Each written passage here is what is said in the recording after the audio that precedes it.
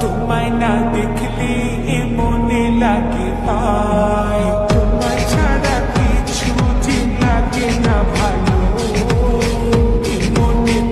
Maradona বলেছিলেন, আমার জায়গা যে নিতে পারবে সে আর্জেন্টিনার সেরা খেলোয়াড় হতে পারবে। তেভেজ বলেছিল, যে মেসিকে বুঝে না সে ফুটবল খেলাই বুঝে না। ব্রাজিলের পেলে বলেছিল, মেসিকে কখনোই খারাপ খেলতে দেখিনি, সে সবসময় একই ধারে খেলে আসছে। পেপ গার্দিওলা বলেছিলেন, মেসিকে নিয়ে কিছু লিখবেন না, না লিখে ওকে শুধু দেখে যান, কেননা কোনো কোচ বা সিস্টেম তাকে আটকাতে পারে না।